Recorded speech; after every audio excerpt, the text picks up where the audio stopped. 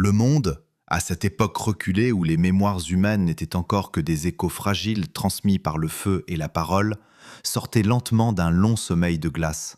Depuis des millénaires, les vastes calottes glaciaires avaient recouvert une grande partie de la Terre, imposant leur silence gelé aux plaines, aux forêts et aux fleuves.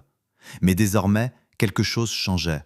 Le froid reculait, les vents devenaient plus doux, et dans le frémissement discret de cette transformation, une nouvelle ère s'annonçait. Les glaciers, comme des géants fatigués, se retiraient vers le nord, laissant derrière eux des cicatrices profondes, des vallées creusées par des torrents d'eau glacée. Là où régnait autrefois la stérilité blanche, la vie recommençait à respirer.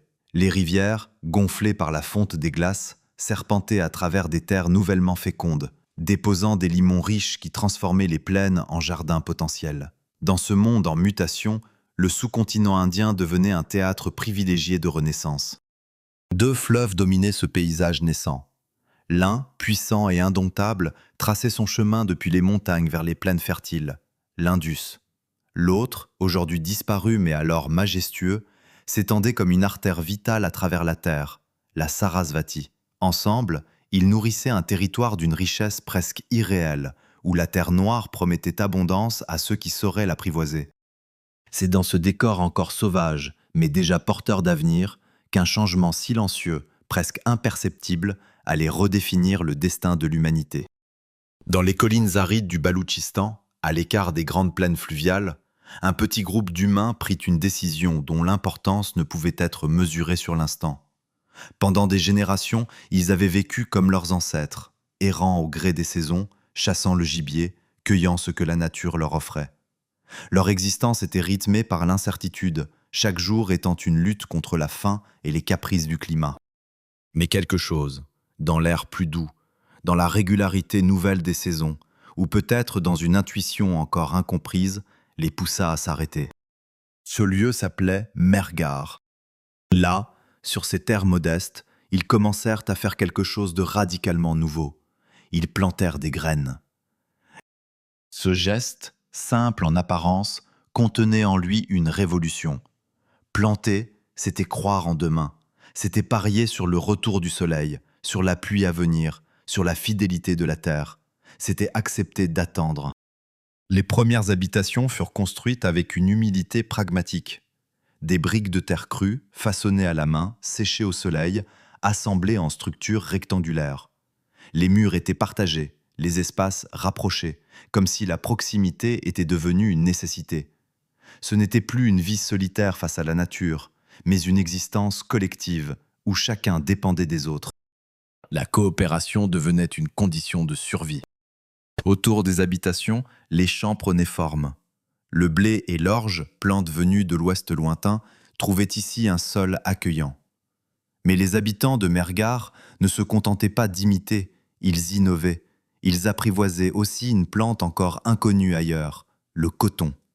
Bien avant que d'autres civilisations n'en découvrent le potentiel, eux en faisaient déjà une ressource, peut-être pour se vêtir, peut-être pour échanger. Les animaux, eux aussi, changeaient de statut. Le gibier devenait bétail. Les hommes apprenaient à domestiquer les chèvres, les moutons, les bovins. Parmi eux, une créature particulière attirait l'attention, le zébu, avec sa bosse distinctive. Ce n'était pas seulement un animal utile, il semblait déjà porter une signification plus profonde, comme un symbole en devenir. Dans ces premiers enclos, dans ces champs encore fragiles, se dessinait une transformation fondamentale. L'homme ne subissait plus entièrement la nature, il commençait à la façonner. Mais ce changement n'était pas sans conséquences. S'installer signifiait aussi faire face à de nouveaux défis. Les maladies pouvaient se propager plus facilement dans ces communautés denses. Les récoltes pouvaient échouer. La dépendance à la terre créait une vulnérabilité nouvelle. Pourtant, malgré ces risques, les habitants de Mehrgarh persévéraient. Car en échange, ils obtenaient quelque chose d'inédit, la stabilité. Les jours prenaient une forme plus prévisible. Le cycle des saisons devenait une structure autour de laquelle organiser la vie. Les enfants grandissaient dans un environnement moins incertain. Les anciens pouvaient transmettre leur savoir à une communauté durable et non à des groupes dispersés. Et peu à peu, sans que personne ne s'en rende pleinement compte, une société prenait racine. Les maisons se multipliaient, Les techniques s'amélioraient, les outils devenaient plus précis. Chaque génération ajoutait une pierre invisible à un édifice qui dépassait l'individu. Ce qui avait commencé comme une simple décision, celle de rester, devenait le fondement d'un monde nouveau. Et pourtant, au-delà des collines, les fleuves continuaient de couler, indifférents. L'Indus roulait ses eaux puissantes vers la mer. La Sarasvati, large et majestueuse, nourrissait les plaines d'une fertilité presque divine. Ces rivières attendaient. Car un jour, bien plus tôt que quiconque à Mergar ne pouvait l'imaginer, leurs rives verraient naître des cités immenses, des réseaux invisibles reliant des milliers d'âmes, une civilisation si avancée qu'elle défierait les conceptions mêmes de pouvoir, de richesse et de société. Mais pour l'instant, tout cela n'était encore qu'une promesse silencieuse, enfouie dans la terre fraîchement labourée. Dans le calme des premières nuits sédentaires, sous un ciel immense constellé d'étoiles, les habitants de Mergar dormaient sans savoir qu'ils venaient d'allumer la première étincelle de l'une des plus grandes histoires de l'humanité. Au fil des siècles, Mergar cessa d'être un simple refuge pour devenir quelque chose de plus dense, de plus organisé, presque de plus conscient de lui-même. Le passage du temps ne se mesurait plus uniquement par les migrations ou les saisons, mais par l'accumulation visible des efforts humains. Les murs se superposaient, les sols étaient reconstruits, et les générations successives vivaient littéralement au-dessus des traces de leurs ancêtres, comme si chaque couche de terre contenait une mémoire silencieuse. Ce n'était plus seulement un lieu de vie, c'était un lieu d'histoire. Les habitations, autrefois rudimentaires, gagnaient en sophistication. Les briques devenaient plus régulières, mieux alignées, les espaces plus réfléchis. Certaines pièces semblaient réservées à des usages spécifiques. Stockage, repos, travail. Cette organisation interne révélait une pensée nouvelle, celle de structurer l'espace en fonction des besoins, d'anticiper, de planifier. Mais ce qui distinguait réellement cette communauté, ce n'était pas seulement sa capacité à bâtir, mais sa manière de prendre soin. Parmi les découvertes les plus troublantes laissées par ces anciens habitants, certaines concernaient les morts. Les sépultures n'étaient pas abandonnées au hasard, elles étaient préparées avec une attention minutieuse. Les corps étaient disposés avec soin, accompagnés d'objets choisis, perles, outils, ornements. Ces gestes, répétés encore et encore, suggéraient quelque chose de profondément humain, une volonté de préserver, d'honorer, peut-être même de croire en une forme de continuité au-delà de la vie. Et ces objets racontaient des histoires inattendues. Des perles de turquoise venues d'Asie centrale, des coquillages provenant des rivages lointains de la mer d'Arabie, du lapis-lazuli extrait des montagnes d'Afghanistan. Comment ces objets avaient-ils parcouru de telles distances pour se retrouver ici, dans ce village niché dans les collines? La réponse ne pouvait être simple. Mergar n'était pas isolé. Bien au contraire, il était déjà connecté à un monde plus vaste, par des réseaux d'échanges encore invisibles, mais étonnamment efficaces. Des routes commerciales existaient, traversant montagnes et déserts, reliant des peuples qui, sans se connaître pleinement, participaient déjà à une forme primitive de mondialisation. Et dans cette toile d'échange, les habitants de Mergar n'étaient pas de simples récepteurs, ils étaient acteurs. Leur savoir-faire, notamment dans l'artisanat, devenait de plus en plus raffiné. La poterie, en particulier, offrait un témoignage fascinant de cette évolution. Les premiers récipients, grossiers et irréguliers, laissaient place à des formes plus élégantes, plus symétriques, décorées de motifs géométriques. Chaque génération semblait chercher à améliorer ce qui avait été fait auparavant, comme si une quête silencieuse de perfection guidait leurs gestes. Puis vint une innovation qui allait transformer leur monde, la roue du potier. Son apparition ne fut pas soudaine, mais progressive. Pourtant, une fois maîtrisée, elle permit une production plus rapide, plus uniforme. Les objets n'étaient plus simplement fonctionnels, ils devenaient standardisés. Une idée nouvelle prenait forme, celle de la répétition maîtrisée, de la production en série. Une idée qui, des millénaires plus tard, deviendrait l'un des piliers des sociétés humaines. Mais peut-être encore plus étonnante que leur artisanat était leur compréhension du corps humain. Parmi les vestiges retrouvés, certains crânes portaient des marques étranges, de petits trous parfaitement circulaires, percés dans les molaires. À première vue, cela pouvait sembler être des dommages accidentels, mais une observation plus attentive révélait autre chose. Ces perforations étaient intentionnelles, précises, réalisées avec des outils adaptés. C'était de la chirurgie. Les habitants de Mergar pratiquaient des interventions dentaires. À l'aide de forêts en silex montées sur des dispositifs rudimentaires, ils perçaient les dents pour traiter la douleur ou l'infection. Et plus remarquable encore, certains patients avaient survécu suffisamment longtemps pour que l'os cicatrise autour de la perforation. Cela signifiait qu'ils comprenaient non seulement la technique, mais aussi, d'une certaine manière, la guérison. Peut-être utilisaient-ils des plantes médicinales, peut-être avaient-ils développé des formes précoces d'anesthésie ou d'antisepsie. Leur connaissance, bien que non écrite, était profonde, accumulée par l'observation, l'expérience et la transmission orale. Ainsi, dans ce village apparemment modeste, se développaient des pratiques que l'on associerait bien plus tard à des civilisations avancées. Mais toute évolution sociale s'accompagne de transformations plus subtiles. Au début, les tombes de Mergar étaient relativement similaires. Peu de différences apparaissaient entre les individus. Mais avec le temps, certaines sépultures devenaient plus riches que d'autres. Plus d'objets, plus rares, plus précieux. Des haches en cuivre, des perles finement travaillées, des céramiques décorées. Une hiérarchie naissait. Elle n'était pas brutale, ni dominée par un seul individu comme dans d'autres régions du monde. Elle semblait plus diffuse, répartie entre plusieurs familles ou groupes. Une élite émergente, mais sans tyran. Une forme de pouvoir collectif, encore embryonnaire, mais déjà distincte. Cette particularité allait devenir une signature durable de cette civilisation naissante. Car contrairement aux sociétés contemporaines de Mésopotamie, où des rois et des prêtres concentraient le pouvoir, ici, l'organisation semblait plus horizontale, plus partagée. Cela ne signifiait pas l'absence d'inégalités, mais plutôt une autre manière de les structurer. Et sous cette organisation sociale en mutation, un autre phénomène, invisible mais fondamental, se produisait. Les populations se mélangeaient. Les habitants de Mergar descendaient en partie de groupes venus de l'Ouest, probablement liés aux premiers agriculteurs iraniens.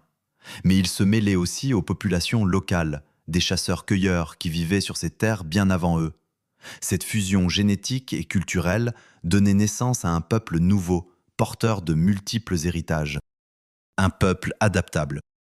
Un peuple capable d'innover. Un peuple prêt, sans le savoir, à bâtir quelque chose de beaucoup plus vaste que ce village perché dans les collines. Car pendant que Mergar prospérait, le climat continuait d'offrir des conditions exceptionnelles. Les pluies de mousson devenaient plus régulières. Les rivières, alimentées par la fonte des glaciers, débordaient de vie. Les nappes phréatiques montaient. La terre généreuse invitait à l'expansion. Et déjà, au-delà des collines, d'autres communautés apparaissaient, inspirées peut-être par l'exemple de Mergar, reliées sans doute par ces réseaux d'échanges qui s'étendaient de plus en plus loin. Un monde était en train de s'organiser. Pas sous la direction d'un roi, pas sous la contrainte d'une armée, mais à travers une lente, patiente accumulation de savoir, de coopération et d'adaptation. Et dans cette progression silencieuse, presque imperceptible, se préparait quelque chose d'extraordinaire. Les fondations d'une civilisation.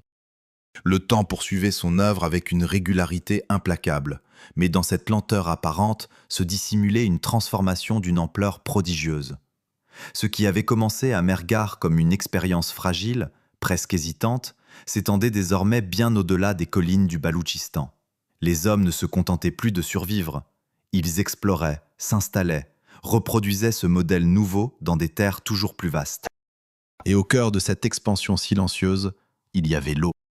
Les fleuves, gonflés par les pluies de mousson et les glaces fondantes de l'Himalaya, imposaient leur rythme à la vie humaine. L'Indus, puissant et imprévisible, traçait sa route à travers des plaines fertiles, tandis que la Sarasvati, large et majestueuse, irriguait des régions entières avec une générosité presque mythique. À cette époque, elle surpassait même les plus grands fleuves modernes, tant par son débit que par son influence. Ces cours d'eau n'étaient pas seulement des sources de vie, ils devenaient les axes autour desquels s'organisait toute une civilisation naissante. Les communautés se multipliaient le long de leurs rives. D'abord modestes, elles reprenaient les principes établis à Mergar. Maisons en briques crues, agriculture mixte, élevage, artisanat. Mais peu à peu, chaque région développait ses particularités. Les terres, les ressources, les climats locaux influençaient les pratiques, créant une diversité riche, mais jamais totalement dispersée. Car quelque chose d'étonnant se produisait. Malgré les distances, parfois des centaines de kilomètres, ces communautés commençaient à partager des éléments communs. Les poteries, par exemple, révélaient des motifs similaires, des figures géométriques, des représentations d'animaux, des arbres stylisés. Le pipal, avec ses feuilles reconnaissables, apparaissait encore et encore, comme un symbole partagé. Les taureaux bossus, calmes et puissants, se retrouvaient sur des objets façonnés dans des régions éloignées. C'était plus qu'une coïncidence. C'était une culture en train de naître. Une culture qui dépassait des frontières locales, qui reliait des groupes humains sans qu'ils aient besoin d'un centre unique ou d'une autorité imposée. Une sorte d'horizon commun, une identité diffuse mais réelle, qui se construisait lentement à travers les échanges, les rencontres et les traditions partagées. Les routes commerciales déjà actives à Mergar se développaient davantage. Elles devenaient plus fréquentes, plus structurées. Des caravanes traversaient les plateaux et les vallées, transportant des pierres précieuses, des coquillages, des métaux. Les distances n'étaient plus des obstacles, mais des liens. Et avec ces échanges venaient les idées. Les techniques évoluaient à un rythme de plus en plus rapide. Le travail du cuivre, autrefois limité à de simples objets, se perfectionnait. Les artisans apprenaient à contrôler la chaleur, à manipuler les matériaux avec précision. Bientôt, en mélangeant le cuivre avec d'autres éléments comme l'étain ou l'arsenic, ils donnaient naissance à un métal nouveau, le bronze. Plus dur, plus durable, plus efficace. Une révolution silencieuse. Les fours devenaient plus sophistiqués, capables d'atteindre des températures élevées, dépassant les 1000 degrés. Cela demandait non seulement des compétences techniques, mais aussi une organisation, collecte de combustible, gestion des ateliers, transmission des savoirs. Une société plus complexe se dessinait. Dans certains sites comme Nocharo ou Pirac, les indices de cette transformation devenaient visibles. Les villages ne s'organisaient plus au hasard. Les rues semblaient suivre des tracés intentionnels. Des zones spécifiques apparaissaient, certaines dédiées à l'habitat, d'autres à l'artisanat. Une séparation des fonctions, signe d'une pensée urbaine émergente. C'était encore rudimentaire, mais déjà remarquable. L'innovation ne concernait pas seulement les outils ou les matériaux, elle touchait aussi la manière de penser l'espace, le temps et la communauté. Et au milieu de cette évolution, une idée commençait à s'imposer avec une force particulière, la standardisation. Les objets devenaient plus uniformes, les formes se répétaient, les proportions se stabilisaient. Cela pouvait sembler anodin, mais c'était en réalité une transformation fondamentale. Produire des objets identiques signifiait partager des normes, des mesures, des références communes. Cela impliquait une coordination, une confiance, une compréhension mutuelle. C'était le début d'un langage commun, non pas fait de mots, mais de formes et de proportions. Pendant ce temps, les échanges avec le monde extérieur s'intensifiaient. Les traces de cette région apparaissaient désormais dans les vestiges de la Mésopotamie. Des perles de cornaline, presque certainement issues de ces terres, étaient retrouvées dans des tombes sumériennes datant de plus de 3 millénaires avant notre ère. Ce n'était plus un réseau local. C'était un système connecté à une économie globale naissante. Mais ce qui distinguait profondément cette région de ses contemporains, c'était la manière dont cette richesse était utilisée. En Mésopotamie, les cités voyaient s'élever des temples monumentaux, des palais imposants, symboles du pouvoir des rois et des dieux. Ici, rien de tel n'apparaissait. Pas de structure gigantesque dédiée à un individu, pas de tombe royale débordant de trésors. À la place, on trouvait des constructions collectives, des greniers, des plateformes, des systèmes de drainage, des infrastructures destinées à servir la communauté dans son ensemble. Le pouvoir, s'il existait, ne se montrait pas. Il se diffusait.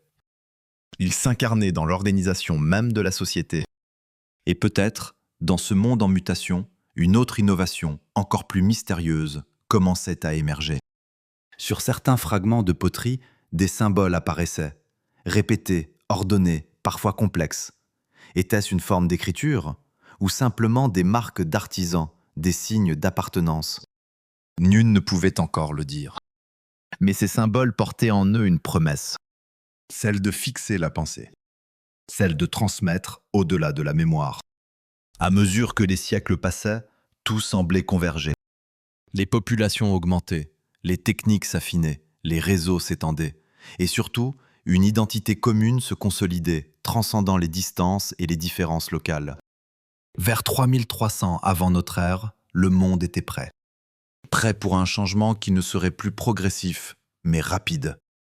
Prêt pour une transformation qui allait faire passer ces communautés dispersées à quelque chose d'entièrement nouveau. Les premières villes. Elles n'étaient encore que des esquisses dans l'esprit du temps, des possibilités inscrites dans la logique des évolutions précédentes. Mais bientôt, ces possibilités deviendraient réalité. Et lorsque cela arriverait, l'histoire humaine entrerait dans une nouvelle dimension. Le passage du village à la ville ne fut pas un instant, mais une tension accumulée pendant des siècles, un seuil invisible que les hommes franchirent presque sans s'en apercevoir. Pourtant, lorsque les premières murailles s'élevèrent au-dessus des plaines, il devint impossible d'ignorer que quelque chose avait changé de nature. Ce n'étaient plus simplement des communautés qui vivaient côte à côte, mais des centres organisés, pensés, défendus. Le monde humain, pour la première fois dans cette région, prenait une forme urbaine. Autour de 3300 avant notre ère, les premières fortifications apparurent. Elles n'étaient pas décoratives, elles étaient massives, imposantes, construites en briques cuites et en pierre, avec une précision qui révélait une planification rigoureuse. Ces murs ne servaient plus seulement à délimiter un espace, ils affirmaient une idée nouvelle. Certains lieux avaient désormais une valeur telle qu'ils devaient être protégés. Parmi ces lieux, Côte d'Iji se dressait comme un symbole de cette transition. Perchée sur une élévation calcaire dominant les plaines de l'Indus, la cité semblait surveiller le monde qui s'étendait à ses pieds. Sa citadelle, haute de près de 20 mètres, était entourée de remparts si épais qu'ils pouvaient donner l'illusion d'être des formations naturelles. À l'intérieur, une vie intense s'organisait. Artisans, marchands, gestionnaires de ressources, tous participaient à une dynamique nouvelle, tournée vers l'échange et la régulation. La ville n'était plus seulement un lieu d'habitation, elle devenait un centre de contrôle. Le long des fleuves, d'autres sites adoptaient ce modèle. Kalibangan, établi sur les rives de la Sarasvati, présentait déjà des rues tracées selon des lignes régulières, presque géométriques. Des structures énigmatiques, que l'on identifie aujourd'hui comme des hôtels de feu, suggéraient des pratiques rituelles organisées, intégrées dans la vie urbaine. La ville n'était pas seulement un espace économique, elle devenait aussi un espace symbolique, porteur de sens. Plus au sud, près de l'embouchure de l'Indus, Amri occupait une position stratégique. Là, le fleuve rencontrait la mer, et avec lui, les routes commerciales maritimes s'ouvraient vers des horizons lointains. Les échanges prenaient une nouvelle dimension. Les marchandises ne circulaient plus seulement de village en village, mais entre régions, entre cultures, entre mondes. Et au cœur de cette transformation, une ville encore modeste à l'époque commençait à prendre forme, Harappa. Elle n'était pas encore la métropole qu'elle deviendrait, mais déjà, ses fondations reposaient sur les vestiges d'anciens villages. Comme si chaque nouvelle étape de l'histoire ne détruisait pas la précédente, mais s'y superposait, l'enrichissait, la transformait. Mais le véritable lien entre toutes ces cités naissantes ne résidait pas seulement dans leur architecture ou leur fonction. Il résidait dans une culture en train de s'unifier. Les archéologues modernes ont donné un nom à cette phase charnière, la culture Akra Ravi, un pont entre les communautés agricoles dispersées et la civilisation urbaine qui allait suivre. Cette culture ne correspond pas à un empire, ni à un royaume.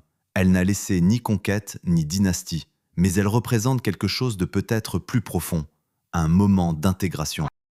Les différences régionales, autrefois marquées, commençaient à s'estomper. Les styles de poterie se rapprochaient. Les techniques artisanales se standardisaient. Les formes architecturales se répétaient d'un site à l'autre. C'était comme si une langue silencieuse se diffusait à travers le territoire. Une langue faite de briques, de motifs, de proportions. Une des innovations les plus frappantes de cette époque fut la standardisation des briques. Partout, dans des villes séparées par des centaines de kilomètres, les briques étaient fabriquées selon les mêmes proportions. Un rapport précis entre la longueur, la largeur et la hauteur. Ce n'était pas un hasard. Cela impliquait une coordination, une transmission de savoir, une volonté commune d'uniformité. Construire de la même manière, c'était penser de la même manière. Et cette uniformité ne se limitait pas aux matériaux. Les potiers perfectionnaient la roue rapide, permettant une production massive de récipients identiques. Les métallurgistes maîtrisaient de mieux en mieux le bronze, produisant des outils et des armes d'une qualité constante. Les artisans, dans différents ateliers, créaient des objets qui semblaient provenir d'une même source, même lorsqu'ils étaient fabriqués à des centaines de kilomètres de distance. Mais peut-être l'innovation la plus mystérieuse de cette époque était-elle liée à l'écriture. Sur des sceaux, sur des poteries, apparaissaient désormais des symboles plus élaborés, des formes géométriques, des figures stylisées, poissons, arbres, silhouettes humaines. Contrairement au système d'écriture émergent en Égypte ou en Mésopotamie, ces signes ne semblaient pas représenter des sons, mais des idées, des concepts visuels. Un langage sans parole. Un système où l'image portait le sens. Ces sceaux n'étaient pas de simples objets décoratifs. Ils servaient probablement à marquer des biens, à identifier des échanges, à organiser le commerce. Chaque symbole, chaque combinaison pouvait contenir une information essentielle, comprise par ceux qui en partageaient le code. C'était une forme de communication sophistiquée, mais profondément différente de tout ce que l'on connaissait ailleurs. Et pendant que ces innovations prenaient forme, le commerce se transformait à une échelle encore jamais atteinte. Certaines villes se spécialisaient. Chanudaro devenait un centre de fabrication de perles. Chortougaï, situé près des mines de lapis-lazuli en Afghanistan, contrôlait l'extraction de cette pierre précieuse. Les sites côtiers comme Balakot se consacraient au travail des coquillages. Chaque région apportait sa contribution. Aucune ne pouvait fonctionner seule. L'interdépendance devenait la règle. Et avec elle, une nouvelle forme de société. Les marchands naviguaient désormais sur les eaux de l'Arabie, atteignant les côtes d'Oman et de Bahreïn. Des communautés commerciales s'y installaient, établissant des relais permanents. Ce n'étaient plus de simples échanges occasionnels, mais des réseaux organisés, durables. Dans les archives mésopotamiennes, un nom apparaissait, Méloua. Un pays lointain, riche en ressources précieuses. Un partenaire commercial. Un mystère. Et derrière ce nom se cachait cette civilisation en devenir, encore sans roi, sans empire, mais déjà immense. À mesure que les villes grandissaient, leur organisation devenait plus raffinée. Les rues s'alignaient selon des axes précis, souvent orientés selon les points cardinaux. Les quartiers se structuraient, zones résidentielles, zones artisanales, espaces publics. L'urbanisme n'était plus accidentel. Il était intentionnel. Même l'eau, élément vital, faisait l'objet d'une attention particulière. Des systèmes de drainage apparaissaient, des puits étaient creusés avec une précision remarquable, des réservoirs étaient construits pour stocker les ressources pendant les périodes sèches. L'homme ne se contentait plus de vivre dans son environnement, il le maîtrisait. Et pourtant, malgré cette sophistication croissante, quelque chose restait étonnamment absent. Le pouvoir visible. Pas de palais. Pas de tombe royale, pas de monument glorifiant un souverain, comme si cette civilisation avait choisi une autre voie. Une voie où l'organisation ne passait pas par la domination, mais par la coordination. Une voie où la grandeur ne se mesurait pas à la hauteur des temples, mais à la qualité de la vie collective. Et dans cette construction patiente, méthodique, presque silencieuse, le monde s'approchait de son point de bascule. Les villes n'étaient plus des expériences. Elles allaient devenir une norme. Il y eut un moment, difficile à dater précisément, où tout cessa d'être fragmenté. Ce ne fut ni une conquête, ni une proclamation, ni même un événement visible. Ce fut plutôt une convergence, lente mais irréversible, comme si des centaines de fils invisibles s'étaient soudainement noués pour former une seule trame. Les villes, les villages, les ateliers, les routes commerciales, tout commençait à fonctionner comme les parties d'un même organisme. Ce moment, les historiens modernes l'associent à l'épanouissement de ce que l'on appelle la culture Accra Ravi. Mais pour ceux qui y vivaient, il ne s'agissait pas d'une culture, c'était simplement leur monde, devenu plus vaste, plus fluide, plus connecté. L'un des signes les plus frappants de cette transformation était l'uniformité. Partout, sur des distances qui défiaient l'imagination, les mêmes briques étaient utilisées. Leurs proportions, longueur, largeur, hauteur, restaient identiques, que l'on soit dans les plaines de l'Indus, dans les régions proches de l'Afghanistan ou sur les rivages du Gujarat. Ce détail, apparemment technique, révélait en réalité une coordination d'une ampleur extraordinaire. Il ne s'agissait pas seulement de savoir comment fabriquer une brique, mais d'accepter collectivement une norme, de s'y conformer, de la transmettre. Dans un monde sans roi visible, sans décret gravé dans la pierre, cette standardisation relevait presque du miracle. Les potiers, eux aussi, participaient à cette harmonie silencieuse. Grâce à la roue rapide, leurs ateliers produisaient des milliers de récipients identiques, aux formes équilibrées, aux motifs reconnaissables. Les dessins, cercles entrelacés, écailles, animaux stylisés, semblaient obéir à un langage esthétique partagé, compris de tous sans avoir besoin d'être expliqué. Les artisans ne travaillaient plus seulement pour leur communauté immédiate. Ils produisaient pour un monde. Dans les ateliers de métallurgie, le bronze atteignait un niveau de maîtrise remarquable. Les alliages étaient contrôlés avec précision, les outils façonnés selon des standards rigoureux. Une hache fabriquée dans une ville pouvait être utilisée sans difficulté dans une autre, à des centaines de kilomètres de distance. Cette compatibilité technique impliquait une confiance profonde. Une certitude que l'autre, même inconnu, suivait les mêmes règles. Mais cette unité ne signifiait pas uniformité absolue. Chaque région conservait ses spécificités, ses ressources, ses savoir-faire particuliers. Certaines villes excellaient dans la fabrication de perles, d'autres dans le travail des métaux, d'autres encore dans le commerce maritime. C'était un équilibre subtil entre diversité et cohérence. Un réseau où chaque nœud avait sa fonction, mais où tous partageaient une même logique. Les échanges désormais n'étaient plus occasionnels, ils étaient systématiques. Des caravanes traversaient les montagnes, transportant du lapis-lazuli depuis les mines de Badakhshan. Des bateaux, robustes et audacieux, naviguaient sur les eaux parfois imprévisibles de la mer d'Arabie, reliant les ports de la civilisation aux côtes d'Oman et de Bahreïn. Là-bas, des communautés s'installaient, non comme des visiteurs, mais comme des résidents permanents, intégrés dans des réseaux commerciaux étendus. Dans les cités mésopotamiennes, des tablettes d'argile mentionnaient un nom étrange, Méloua. Un pays riche, lointain, mystérieux. Un partenaire fiable. Les marchandises qui en provenaient, perles de cornaline, ivoire, bois précieux, coquillages, étaient prisées, recherchées, échangées avec avidité. Les quantités évoquées dans ces textes suggèrent un commerce régulier, presque industriel, bien loin des échanges sporadiques des débuts. Mais pour soutenir un tel réseau, il fallait plus que des routes et des marchandises. Il fallait une organisation. Et cette organisation reposait sur un principe fondamental, la mesure. Des poids standardisés apparaissaient dans tout le territoire. Fabriqués en pierre, souvent de forme cubique, ils suivaient un système binaire, 1, 2, 4, 8, 16, 32. Chaque unité correspondait à une valeur précise, utilisée partout de la même manière. Cette uniformité permettait des échanges équitables, fiables, reproductibles. C'était la naissance d'une économie fondée sur la confiance. Une confiance rendue possible par la standardisation. Mais cette confiance ne concernait pas seulement les marchandises. Elle s'étendait aux idées.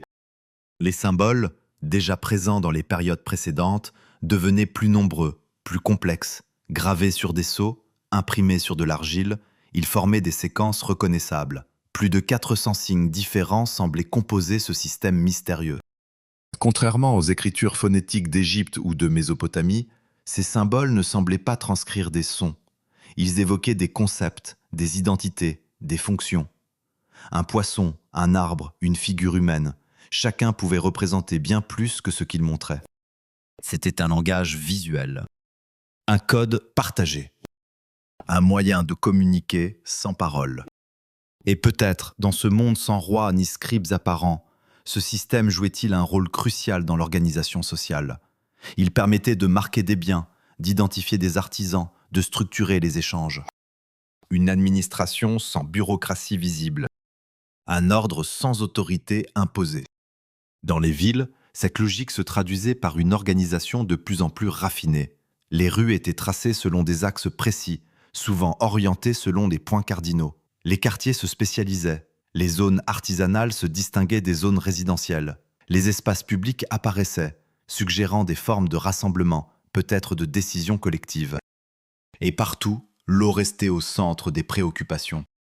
Des systèmes de drainage, d'une complexité remarquable, étaient construits pour évacuer les eaux usées. Des puits, parfaitement cylindriques, étaient creusés avec une précision géométrique. Des réservoirs permettaient de stocker l'eau pendant les périodes sèches. À Dolavira, une ville située dans une région aride, les ingénieurs allèrent encore plus loin. Ils construisirent un réseau de 16 réservoirs, capables de stocker suffisamment d'eau pour soutenir la population pendant de longues périodes sans pluie. C'était une maîtrise impressionnante de l'environnement. Mais plus encore, c'était une preuve de prévoyance, une capacité à anticiper. Et dans cette société de plus en plus interconnectée, de nouveaux rôles apparaissaient. Des artisans spécialisés dont les compétences étaient si précises qu'elles nécessitaient des années d'apprentissage. Des marchands capables de naviguer entre les cultures, les langues, les systèmes. Des bâtisseurs, des ingénieurs, des gestionnaires. La société devenait plus complexe, mais sans perdre son équilibre. Car malgré cette sophistication croissante, une caractéristique persistait, presque déroutante. L'absence de domination visible. Pas de roi, pas de palais, pas d'armée triomphante. Comme si cette civilisation avait trouvé un autre chemin. Un chemin fondé sur la coopération, sur la norme partagée, sur la confiance. Et dans ce monde où tout semblait fonctionner avec une précision presque organique, où chaque élément trouvait sa place sans qu'aucun ne domine les autres, une question silencieuse commençait à émerger. Jusqu'où cela pouvait-il aller? Car si l'unité était une force, elle pouvait aussi devenir une fragilité. Et bientôt, sans que personne ne le voie venir, les premières fissures apparaîtraient. Vers 2600 avant notre ère, le monde qu'ils avaient patiemment construit atteignit une forme d'équilibre presque irréel. Ce n'était plus une promesse, ni une transition, c'était un accomplissement. Les villes, désormais pleinement développées, s'élevaient comme des manifestations concrètes d'une intelligence collective qui ne portait le nom d'aucun roi, d'aucun dieu unique, d'aucune dynastie. C'était une civilisation. Et elle ne ressemblait à aucune autre. Harappa, dont les premières pierres avaient été posées sur les vestiges d'anciens villages, s'étendait désormais sur près de 150 hectares. À première vue, elle pouvait sembler austère, presque silencieuse dans son organisation. Mais en s'approchant, en parcourant ses rues, on comprenait que cette sobriété cachait une sophistication exceptionnelle. Les grandes avenues, larges et rectilignes, traversaient la ville du nord au sud, croisées par des rues secondaires formant un quadrillage presque parfait. Rien n'était laissé au hasard. Chaque quartier semblait pensé pour fonctionner en harmonie avec les autres.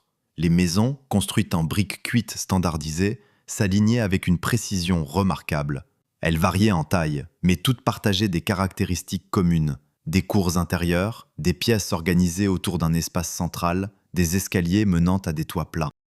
Mais ce qui distinguait véritablement Harappa, ce n'était pas son architecture. C'était ce qui circulait sous ses rues. Un réseau de drainage d'une complexité étonnante, composé de canaux couverts, de conduits inclinés, de systèmes de filtration rudimentaires. Chaque maison était connectée à ce réseau, permettant l'évacuation des eaux usées sans contaminer les espaces de vie. Dans certaines rues, des trappes permettaient d'accéder aux canalisations pour les nettoyer. Une ville qui se nettoyait elle-même. Une ville pensée pour durer. Et Harappa n'était qu'un exemple. Plus au sud, Mohenjo-Daro s'élevait avec une ambition encore plus impressionnante. Située dans les plaines inondables de l'Indus, elle semblait défier les caprices du fleuve par la précision de sa conception. Ici, l'urbanisme atteignait son apogée. Les rues étaient encore plus larges, les bâtiments plus imposants, les systèmes hydrauliques encore plus perfectionnés. Au cœur de la ville se trouvait une structure qui fascinait et intrigue encore aujourd'hui, le Grand Bain. Un bassin rectangulaire, construit avec des briques parfaitement ajustées, étanchéifié avec du bitume naturel. Des escaliers descendaient dans l'eau de chaque côté, suggérant un usage collectif, peut-être rituel. Autour, des pièces et des couloirs formaient un ensemble dont la fonction exacte reste incertaine. Mais une chose était claire. Ce lieu n'était pas réservé à un roi. Il appartenait à la communauté. À Dolavira, dans une région où l'eau était rare, l'ingéniosité humaine atteignait un autre sommet. La ville était divisée en plusieurs secteurs distincts. Une citadelle, une ville moyenne, une ville basse. non pas pour isoler des classes sociales dominantes, mais pour organiser les fonctions, pour structurer la vie collective. Les réservoirs, creusés dans la roche, collectaient chaque goutte de pluie. Les canaux dirigeaient l'eau avec précision. Tout était pensé pour maximiser chaque ressource, pour survivre dans un environnement hostile. Et cela fonctionnait. Même dans les conditions les plus difficiles, la ville prospérait. Plus à l'est, Rakhigarhi s'étendait sur une superficie encore plus vaste, dépassant même certaines grandes villes modernes. Des quartiers entiers, alignés avec une régularité presque mécanique, témoignaient d'une population dense, peut-être supérieure à 100 000 habitants. Une échelle difficile à concevoir pour une époque aussi ancienne. Et pourtant, ces villes n'étaient pas isolées. Elles formaient un réseau. Plus de 1500 sites, répartis sur un territoire immense, partageaient les mêmes principes d'organisation. De l'Afghanistan jusqu'aux côtes du Gujarat, des contreforts de l'Himalaya jusqu'à la mer d'Arabie, les mêmes briques, les mêmes rues, les mêmes systèmes d'eau apparaissaient encore et encore. C'était une unité sans précédent, une civilisation sans centre apparent. Et ce qui frappait le plus, c'était ce qui manquait. Pas de palais, pas de tombe royale, pas de monument dédié à un souverain. Dans d'autres régions du monde, les villes étaient dominées par des structures imposantes, symboles du pouvoir, pyramides, ziggourats, temples gigantesques. Ici, rien de tel. Les bâtiments publics existaient, mais ils servaient la collectivité, greniers pour stocker la nourriture, salles qui pouvaient accueillir des assemblées, infrastructures communes. La richesse ici n'était pas concentrée. Elle était distribuée. Les maisons les plus grandes n'étaient que légèrement plus vastes que les plus modestes. Il n'y avait pas de rupture brutale entre les classes sociales, pas de signe d'accumulation excessive. La différence existait, mais elle restait mesurée. C'était une société d'équilibre. Et cet équilibre permettait une chose rare, la densité. Mohenjo-Daro pouvait abriter jusqu'à 35 000 habitants. Harappa, environ 25 000.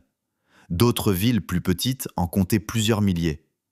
Au total, la civilisation entière pouvait rassembler entre 4 et 5 millions de personnes. Un nombre considérable pour l'époque.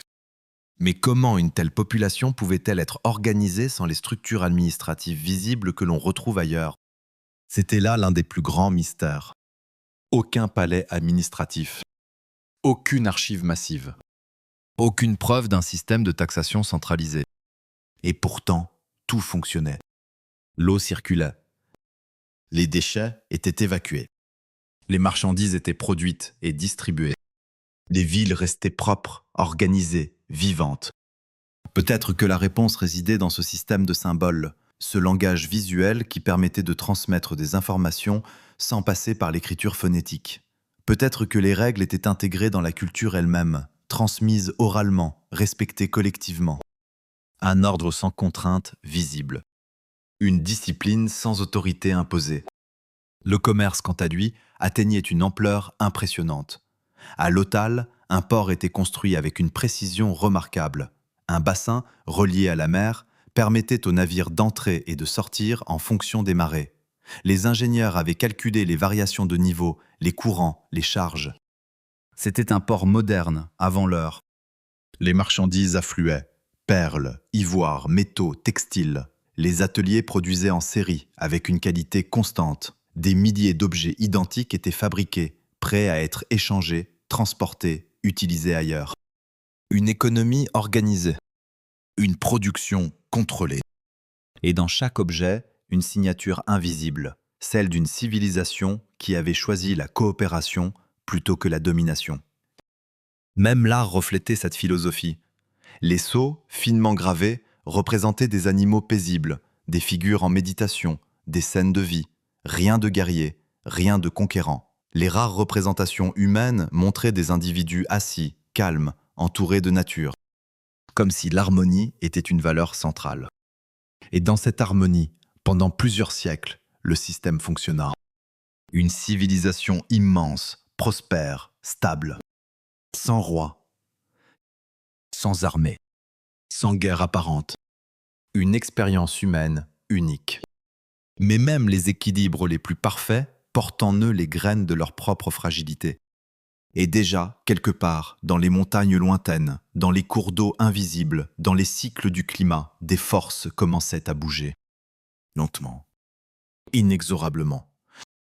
Ce qui semblait être un équilibre parfait, presque trop beau pour durer, commença lentement à vaciller sous le poids des années et des changements imperceptibles. L'Indus, qui avait longtemps irrigué les champs et assuré la prospérité des cités, commença à révéler les signes d'une force incontrôlable. La grande rivière, source de vie et de commerce, devenait de plus en plus capricieuse, en proie à des dérèglements imprévus. Les niveaux de ses eaux fluctuaient plus que de raison, modifiant les paysages, dévastant certaines villes, laissant d'autres dans l'abandon.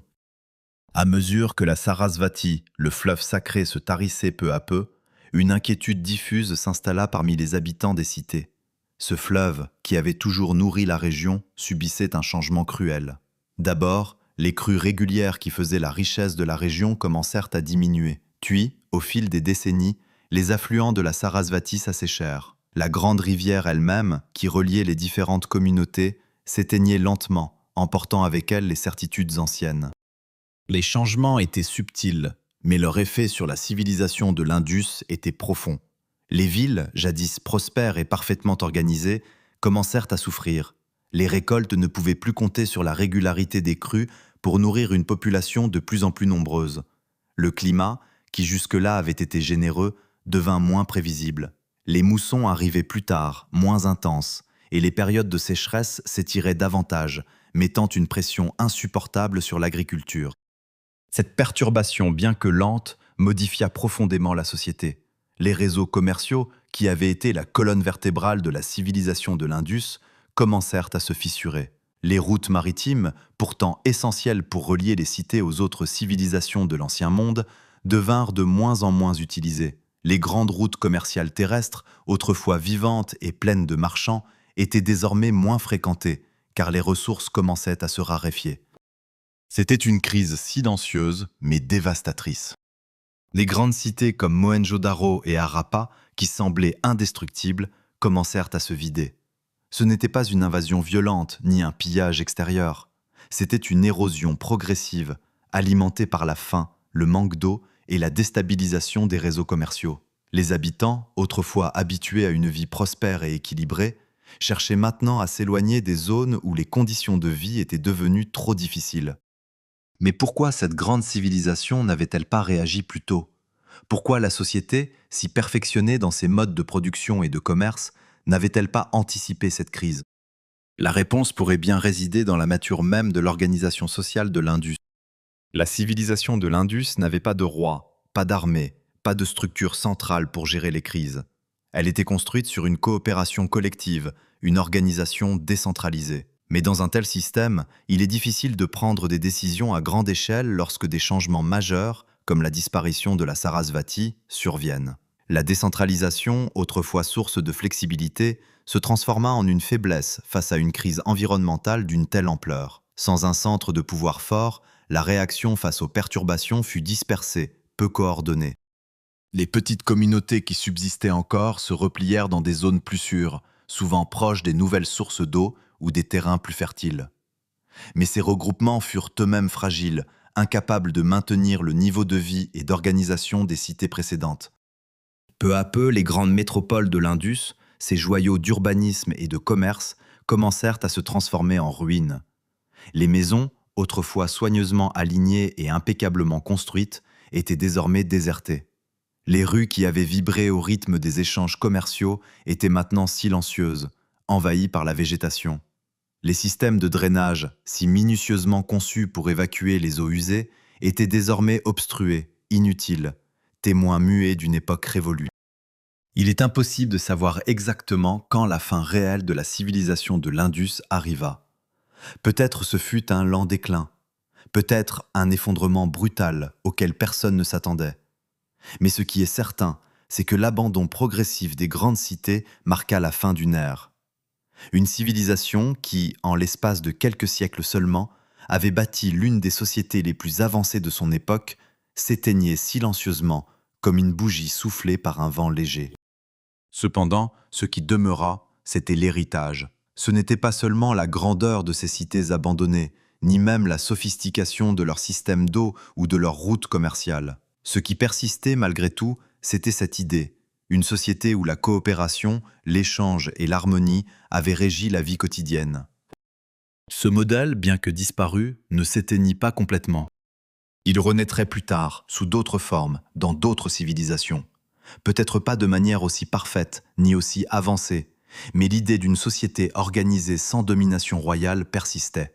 Et dans les ruines de l'Indus, parmi les murs effondrés et les artefacts oubliés, se trouvait une promesse tacite, que l'humanité, même face à ses défis les plus grands, pourrait toujours reconstruire et se réinventer. Mais cette réinvention serait plus difficile, car l'héritage de la civilisation de l'Indus, bien que durable dans la mémoire collective, resterait longtemps enseveli sous les couches du temps. Bien avant que les villes ne se vident, bien avant que les briques ne s'effritent sous le vent et que les rues ne sombrent dans le silence, les premiers signes du déséquilibre s'étaient insinués dans le quotidien, presque imperceptibles, comme une fatigue lente qui gagne un corps encore debout. Rien n'était brusque, rien n'annonçait clairement la catastrophe. Et c'est précisément ce qui rendait le phénomène si insaisissable. Dans les maisons de Harappa, les gestes restaient les mêmes.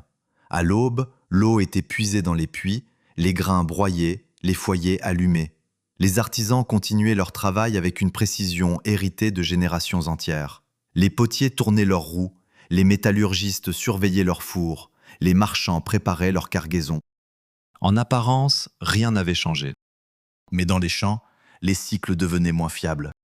Les crues, autrefois régulières, arrivaient parfois trop faibles, parfois trop tardives. Les terres qui avaient toujours offert leur fertilité avec une générosité presque constante commençaient à montrer des signes d'épuisement. Ici et là, les récoltes étaient moins abondantes. Les réserves, bien que encore suffisantes, demandaient une gestion plus attentive. Les anciens, ceux qui se souvenaient des saisons passées, remarquaient ces différences. Ils parlaient de pluies moins prévisibles, de sols plus difficiles à travailler, de puits qui nécessitaient d'être creusés plus profondément pour atteindre l'eau. Mais ces changements restaient subtils. Pas assez graves pour provoquer la panique. Pas assez évidents pour déclencher une transformation radicale. Alors la société continua, comme si elle pouvait absorber ces variations, comme elle l'avait toujours fait. Et dans un premier temps, elle y parvint. Les ingénieurs, fidèles à leur ingéniosité, adaptèrent les systèmes existants. À De la Vira, les réservoirs furent agrandis, approfondis, reliés entre eux pour maximiser la collecte des eaux de pluie. Des canaux supplémentaires furent creusés, des digues renforcées, chaque goutte devenait précieuse, chaque flux devait être maîtrisé. C'était une lutte silencieuse contre un ennemi invisible. Un ennemi qui ne se manifestait pas par la violence, mais par le retrait. Car ce qui disparaissait, lentement, c'était la certitude. La certitude que les fleuves seraient toujours là. La certitude que les saisons suivraient leur rythme. La certitude que le système, si parfaitement équilibré, pouvait se maintenir indéfiniment.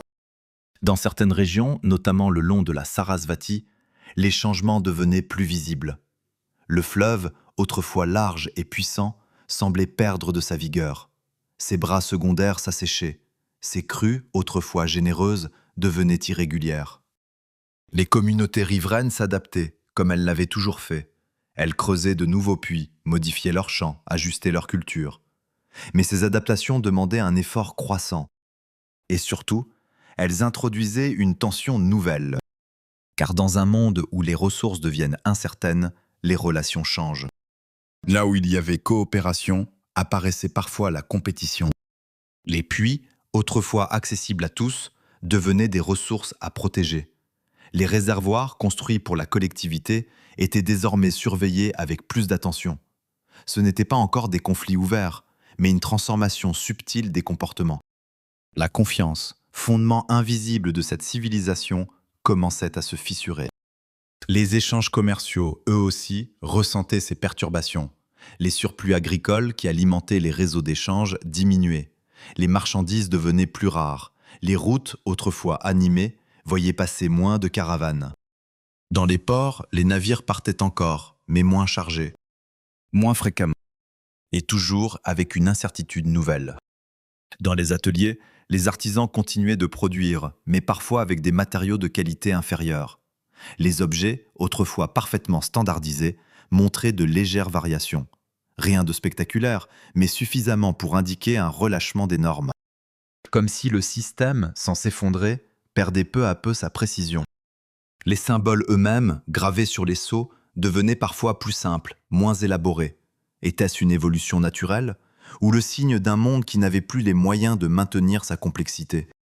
Nul ne pouvait encore le dire. Mais un changement était en cours. Et ce changement n'était pas seulement matériel, il était mental. La perception du monde se modifiait. Là où il y avait stabilité, apparaissait l'incertitude. Là où il y avait abondance, surgissait la prudence. Les rites, eux aussi, semblaient évoluer. Dans certaines régions, les symboles liés à la fertilité, à l'abondance, devenaient plus fréquents. Comme si les populations cherchaient à invoquer ce qui leur échappait désormais. Les figurines féminines, souvent associées à la vie et à la création, apparaissaient en plus grand nombre, parfois plus ornées. Une spiritualité plus insistante, plus urgente, comme une réponse à une réalité qui devenait difficile à maîtriser. Et pourtant, malgré tout cela, la civilisation tenait. Les villes étaient toujours debout. Les systèmes fonctionnaient encore. La vie continuait. Mais sous cette apparente continuité, un basculement silencieux était en train de se produire. Un basculement qui ne serait pas immédiat, qui ne se manifesterait pas par un événement unique, mais qui, une fois amorcé, ne pourrait plus être arrêté. Car lorsque les fondations mêmes d'un monde, ses fleuves, son climat, ses équilibres naturels, commencent à changer, aucune organisation humaine, aussi sophistiquée soit-elle, ne peut rester intacte indéfiniment. Et bientôt, ce qui n'était encore qu'une série de signes dispersés allait se transformer en une réalité impossible à ignorer. La fin ne vint pas comme une tempête. Elle ne surgit ni avec fracas, ni avec le tumulte des armées, ni même avec l'effondrement soudain des murs. Elle s'installa lentement, presque avec discrétion, comme une respiration qui s'affaiblit, comme une lumière qui décline sans que l'on sache exactement quand l'obscurité a commencé à gagner. Tout commença dans les hauteurs invisibles. Là où naissaient les fleuves, dans les entrailles de l'Himalaya, des forces immenses, silencieuses, se mirent en mouvement. La terre elle-même, qui avait soutenu cette civilisation pendant des millénaires, changeait subtilement de forme. Des tensions accumulées depuis des âges géologiques trouvaient leur expression dans des déplacements presque imperceptibles. Et au cœur de ces transformations, un événement décisif se produisit. La Yamuna, l'un des grands fleuves qui alimentait la Sarasvati, commença à détourner son cours. Ce ne fut pas un basculement brutal, mais une dérive progressive. Année après année, décennie après décennie, ses eaux se dirigeaient davantage vers l'est, rejoignant peu à peu le bassin du Gange. Ce changement, presque invisible à l'échelle d'une vie humaine, allait pourtant bouleverser l'équilibre d'un monde entier. Car la Sarasvati dépendait de ses affluents. Privée de l'un de ses principaux apports, elle commença à faiblir. Au début, rien ne semblait alarmant. Les crues étaient simplement un peu moins fortes, les saisons un peu moins généreuses. Les communautés s'adaptaient, comme elles l'avaient toujours fait. Mais la transformation était irréversible. D'autres affluents, à leur tour, furent capturés par de nouveaux réseaux fluviaux. La Drishadvati, autrefois un soutien essentiel, disparut presque entièrement du système. Chaque perte réduisait un peu plus le débit de la Sarasvati, comme si une artère vitale se vidait lentement de son sang. Les conséquences s'accumulèrent. Les nappes phréatiques baissèrent. Les puits durent être creusés toujours plus profondément. Les canaux, autrefois pleins, s'asséchèrent pendant les périodes critiques. Dans les champs, la terre se durcissait. Les récoltes diminuaient. Et dans les villes, la pression devenait palpable. Car ces cités, si brillantes dans leur organisation, dépendaient d'un équilibre fragile. Leur population dense, leur système économique, leur infrastructure, tout reposait sur l'abondance régulière de l'eau. Sans elle, tout vacillait. Les ingénieurs, fidèles à leur tradition, tentèrent de lutter. À Dolavira, les réservoirs furent encore agrandis, les canaux multipliés. Les systèmes de collecte d'eau atteignirent une sophistication extrême. Mais même les meilleures solutions ne pouvaient compenser la disparition d'un fleuve. Car ce n'était pas une sécheresse temporaire. C'était un changement permanent. À cela s'ajoutait une autre force, plus diffuse, mais tout aussi implacable, le climat. Les moussons, autrefois fiables, devinrent irrégulières. Les pluies diminuaient, les périodes sèches s'allongeaient. Les glaciers en recul fournissaient moins d'eau aux rivières. L'ensemble du système hydrologique se transformait. Et face à cela, même une civilisation aussi avancée se trouvait démunie. Les premières conséquences humaines furent discrètes. Dans les villages les plus exposés, les habitants commencèrent à partir. Non pas en masse, mais par petits groupes. Une famille quittait sa maison, espérant trouver de meilleures terres ailleurs, puis une autre encore. Les maisons restaient debout, mais vides. Dans les grandes villes, la situation était plus complexe.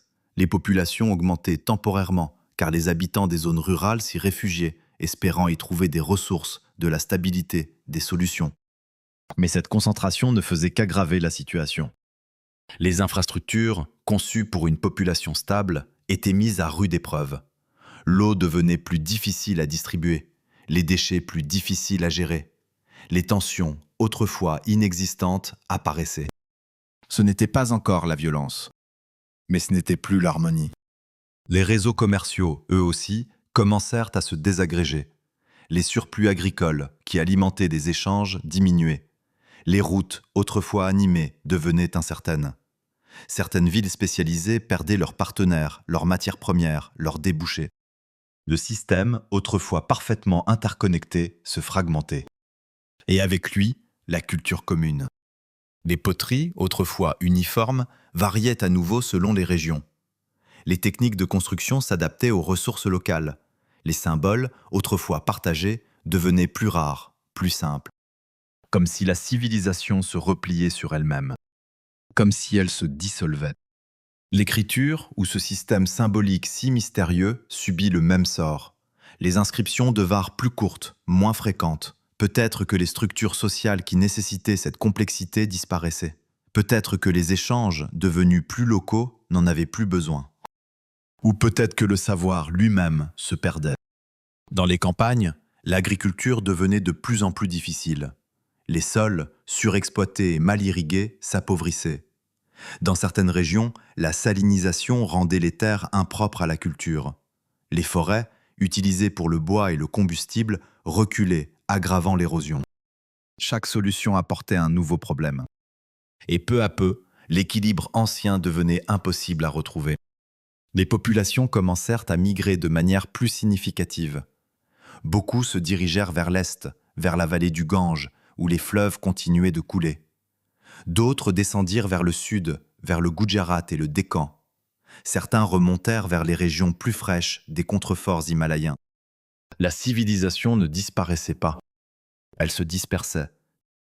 Les grandes villes, quant à elles, furent progressivement abandonnées. Il n'y eut pas de destruction massive, pas de traces de guerre généralisée. Les maisons furent simplement laissées derrière, parfois avec des objets du quotidien encore en place. Comme si les habitants avaient espéré revenir. Mais ils ne revinrent pas. Les rues autrefois animées se remplirent de poussière. Les systèmes de drainage s'obstruèrent. Les murs, privés d'entretien, commencèrent à s'effriter. Et le silence s'installa. Vers 1300 avant notre ère, le processus était achevé. Les grandes cités de l'Indus n'étaient plus que des ruines. La Sarasvati, autrefois majestueuse, n'était plus qu'un souvenir, un lit asséché serpentant à travers des terres désertiques. Et ce qui avait été l'une des plus grandes expériences humaines, une civilisation sans roi, sans guerre apparente, fondée sur la coopération, s'éteignit sans laisser de récit. Pas de chronique, pas de témoignage, seulement des briques. Et le vent. Pendant des siècles, puis des millénaires, le monde oublia.